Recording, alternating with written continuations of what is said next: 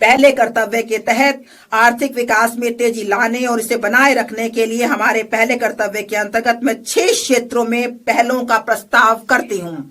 पहला, 7 रणनीतिक और अग्रणी क्षेत्रों में विनिर्माण को तेज करना। 2, विरासत के औद्योगिक क्षेत्रों का कायाकल्प करना। 3, चैंपियन एमएसएमई का निर्माण करना। 4, अवसंरचना को सशक्त प्रोत्साहन प्रदान करना। 5, दीर्घकालिक ऊर्जा सुरक्षा और स्थायित्व सुनिश्चित करना। 6, शहर आर्थिक क्षेत्र विकसित करना।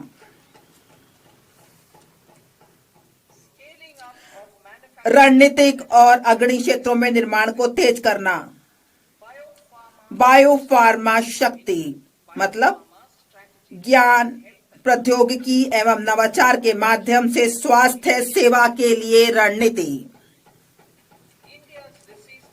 भारत का रोग बोझ गैर संक्रामक बीमारियों जैसे कि मधुमेह, कैंसर, ऑटोइम्यून डिसऑर्डर की ओर बढ़ते हुए देखा गया है। किफायती लागत पर गुणवत्ता के साथ दीर्घायु जीवन के लिए जैविक दवाएं महत्वपूर्ण हैं। भारत को एक वैश्विक बायोफार्मा विनिर्माण केंद्र के रूप में विकसित करने के लिए मैं अगले 5 वर्षों में 10,000 करोड़ के परिव्यय के साथ बायोफार्मा शक्ति का प्रस्ताव करती हूं। इससे जैविक और जैव समृद्ध के घरेलू उत्पादन हेतु परिवेश का निर्माण होगा। इस रणनीति में 3 नए राष्ट्रीय बायो फार्मास्यूटिकल शिक्षा एवं अनुसंधान संस्थानों जिसे NIPER और 7 मौजूदा संस्थानों के उन्नयन के साथ बायोफार्मा केंद्रित नेटवर्क शामिल किया जाएगा। इससे 1000 से अधिक मान्यता प्राप्त इंडिया क्लिनिकल ट्रायल साइटों का एक नेटवर्क तैयार होगा। हम वैश्विक मानकों और अनुमोदन समय सीमा को पूरा करने के लिए एक समर्पित वैज्ञानिक समीक्षा संवर्ग और विशेषज्ञों के माध्यम से केंद्रीय औषधि मानक नियंत्रण संगठन को सुदृढ़ बनाने का प्रस्ताव करते हैं। इंडिया सेमीकंडक्टर मिशन 1.0 ने भारत की सेमीकंडक्टर क्षेत्र की क्षमताओं का विस्तार किया है।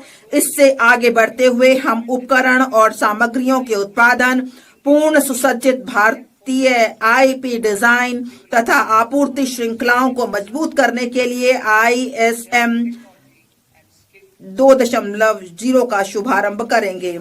हम उद्योग को विकसित करने तथा कुशल जनशक्ति तैयार करने हेतु उद्योग आधारित का भी करेंगे। अप्रैल 2025 में 22,919 करोड़ के परिव्यय के साथ आरंभ की गई इलेक्ट्रॉनिक घटक निर्माण योजना में पहले ही लक्ष्य में दोगुनी निवेश हुआ है। इस तेजी का लाभ उठाने के लिए हम परिव्यय को बढ़ाकर 40,000 करोड़ करने का प्रस्ताव करते हैं।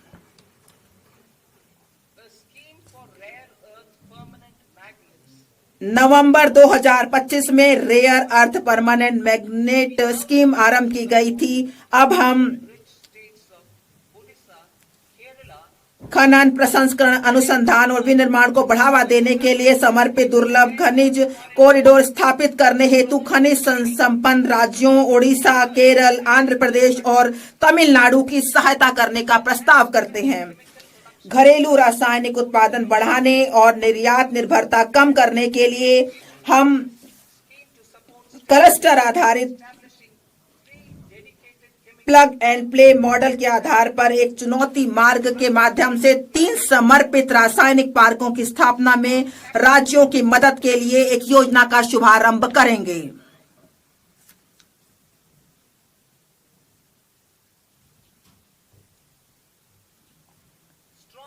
मजबूत पूंजीगत वस्तु सामर्थ्य सभी देश क्षेत्रों में उत्पादकता और गुणवत्ता का निर्धारक है। इस क्षमता के निर्माण हेतु मैं निम्नलिखित का प्रस्ताव करती हूँ।